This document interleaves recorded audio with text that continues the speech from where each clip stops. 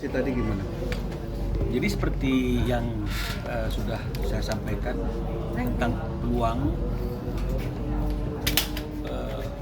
berhasilnya 50%, gagal yang 50%. Jadi tadi secara resmi dinyatakan bahwa mediasi gagal. Oh, gagal. Ya, karena tidak terdapat kesepakatan dan kesepemahaman masing-masing prinsipal. Jadi oleh karena itu proses selanjutnya adalah proses pemeriksaan gugatan dalam persidangan di perkara pokoknya.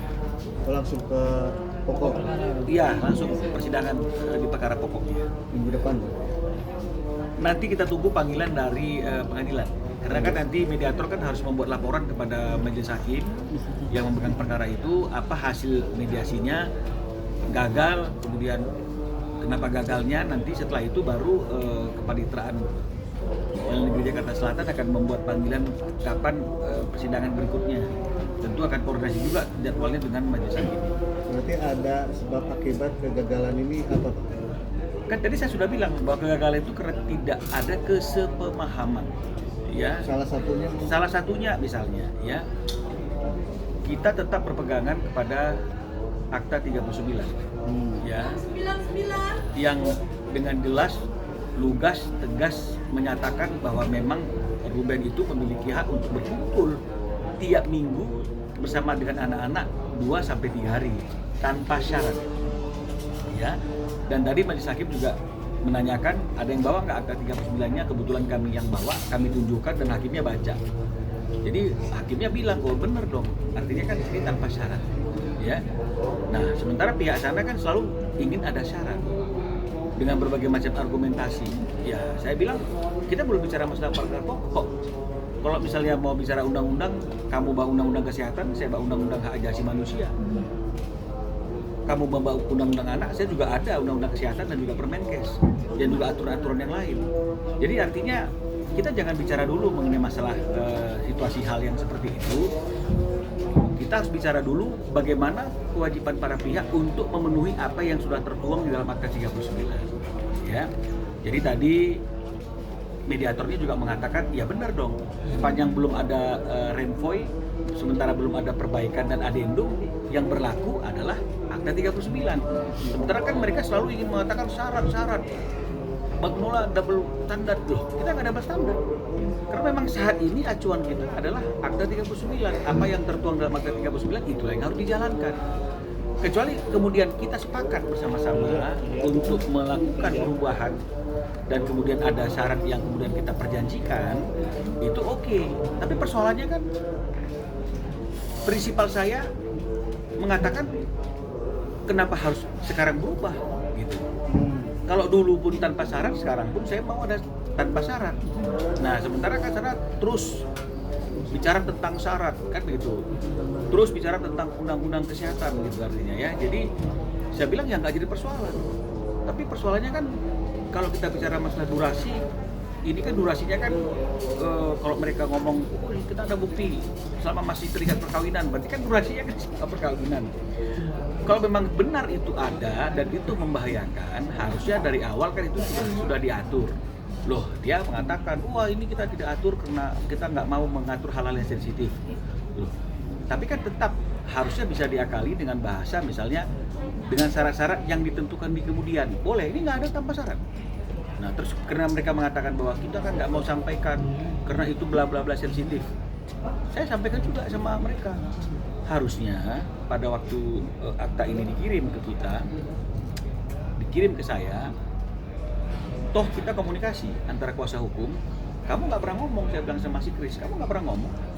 Harusnya kamu ngomong sama saya, bang, ini kita bikin seperti ini, sebenarnya ada hal-hal yang mau diatur. Kamu nggak ngomong sama saya. Ya, klienmu pun nggak ngomong sama saya. Klien saya pun nggak ngomong sama saya. Jadi kenapa kemudian sekarang bicara masalah syarat dan saya dipaksa untuk memahami ada syarat itu? Nah, fair toh? Ya, karena kan kalau memang misalnya sesama pengacara ada komunikasi, dia bilang bahasanya saya bikin 2-3 hari tanpa syarat, tapi sebenarnya bang, harusnya begitu dong. Ya, bagaimana memformulasikannya? Harusnya seperti itu dong. Ketika memang isu kesehatan itu menjadi sesuatu hal yang penting buat mereka. Tapi faktanya tidak ada pembicaraan itu ke saya sebagai kuasa hukum Ruben pada waktu itu. Dan kemudian saya hari ini berpegang kepada akta 39 tersebut dan Ruben pun memegang keyakinan kepada akta 39 tersebut. Lalu kemudian dibilang kita tidak memiliki standar yang benar dalam mengaplikasikan ketentuan.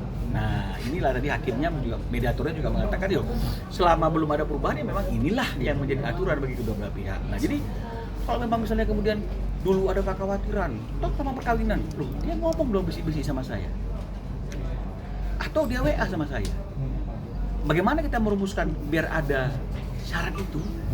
Kalau kita nggak menyebutkan sesuatu berkaitan dengan masalah penyakitnya karena dianggap sensitif, tapi paling tidak dengan syarat-syarat yang akan ditentukan di kemudian hari misalnya, atau dengan syarat-syarat apa bisa diakali. Tapi ini tidak pernah ada pemberitahuan, tidak ada pernah ada permintaan. Kenapa sekarang itu ingin dirubah? Nah, saya tanya sama Ruben, apakah syarat-syarat itu pada waktu setelah perceraian kamu masih ketemu nggak sama anak-anak? Ketemu. Kan baru sekarang nih masalahnya nggak ketemu kan sekarang kan nggak, pada awal-awal perceraian mesti bertemu berkumpul, ada buktinya ada, dan mereka nggak sangkal bahwa ada pertemuan itu, ada waktu yang Ruben bersama dengan anak lain. Apakah pada waktu ada syarat? Nggak ada.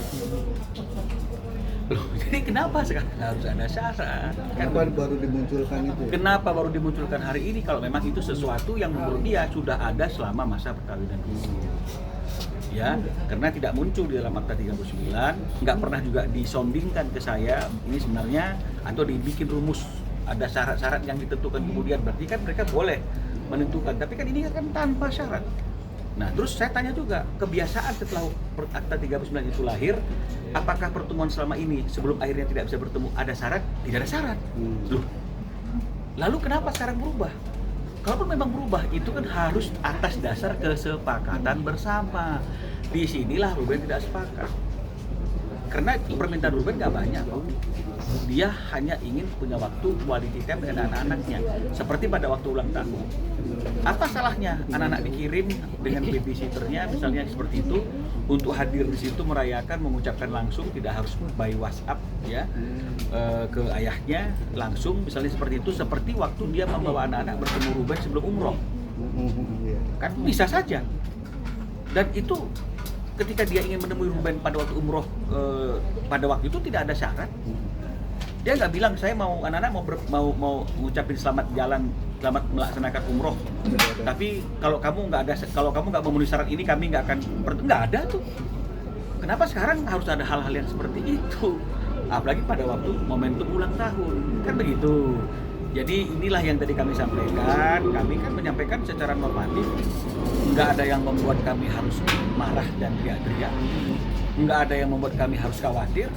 Karena undang-undang itu mengatakan banyak hal tentang apapun yang disampaikan, kan begitu kira-kira intinya. Cuma masalahnya Ruben kan mengatakan, saya hanya nggak beda banyak-banyak. Saya hanya ingin punya waktu yang quality time dengan anak saya seperti pada waktu awal-awal perceraian. Tapi tetap ya sana kekeh dengan ada 1-2 syarat gitu ya, yang Ruben tidak bisa terima karena itu baru muncul belakangan. Dan mereka meyakini syarat itu adalah satu keharusan yang harus diterima oleh Ruben. Tapi Ruben mengatakan, ya setelah tadi masing-masing, saya bosan untuk selalu mengatakan iya. Selama ini ketika masih dalam ikatan rumah tangga, ketika dia gitu misalnya, ya saya males banyak debat, banyak ribut, saya iyain. Tapi hari ini saya sudah tidak mau mengatakan iya untuk sesuatu yang tidak sesuai dengan hati nurani saya dan tidak sesuai dengan ketentuan yang harusnya ditaati. Bang, kalau hakim mengakui kekuatan hukum dari akta 39, lalu disampaikan nggak kalau misalkan Sarwenda melanggar kesepakatan itu, Bang? Mediator ini kan bukan orang yang menghakimi perkara ini. Dia harus di posisi netral. Jadi dia tidak boleh secara tegas mengatakan kamu telah salah. Tapi dengan dia mengatakan sepanjang belum ada perubahan, ya, yang disepakati oleh kedua belah pihak, maka betul lah Putusan Bang Minola misalnya kayak begitu ya dengan Ruben ketika dia mengacu kepada akta 39 ini. Sekarang lah saya tawarkan kalau memang mau dirubah, disepakati bersama, kita rubah. Persoalannya kan Ruben tidak mau berubah. Karena ini dibuat dengan sadar dibuat dengan pikiran tenang, tidak dalam ancaman, notaris. Apa yang membuat perjanjian ini harus dirubah? Hanya oleh karena keinginan satu orang saja, kan begitu artinya. Nah, jadi mediator kan nggak bisa paksa, karena dia kan bukan orang yang mengadili perkara ini yang mengatakan kamu sudah salah, nggak bisa. Cuma dia mengatakan ya sudah benar dong, artinya kita mengacunya harus kepada Akta 39. Di sini kan sudah dikatakan 2-3 hari berkumpul dan nggak ada syarat di bawahnya. Nah, kalau sekarang mau dibikin syarat ya kan harus di renvoy atau di adendum. Adendum kan harus kesepakatan kedua belah pihak, kan nggak bisa satu pihak memaksakan keinginannya. Ya, nggak bisa juga dengan suara keras kemudian kita berpikir bahwa orang itu harus mengikuti apa yang kita inginkan. Nggak bisa, ini bukan suara keras, bukan suara lantang, tapi ini bicara mengenai masalah azas kepatutan. Ya, kan di hukum itu juga ada yang namanya kepatutan umum yang berlaku. Artinya ada hal yang harus nggak boleh dilanggar. Normanya seperti itu. Kan azas kepatutannya ya nggak boleh dong kamu di tengah jalan ingin merubah sesuatu dan itu hanya berdasarkan keinginan dan pola pikirmu sendiri. Meskipun kau mengajukan banyak alasan berdasarkan undang-undang yang kau ajukan, tapi juga punya alasan untuk tidak menerima itu dengan berbagai macam aturan dan undang-undang. Kan nggak ada ketemunya. Maka mediasi itu gagal. Tapi mediasi itu gagal karena pihak sana tidak ingin merealisasikan apa yang diatur dalam Akta 39 yang menyatakan 2-3 hari berkumpul tanpa syarat, mereka ingin dengan syarat. Ya, itu artinya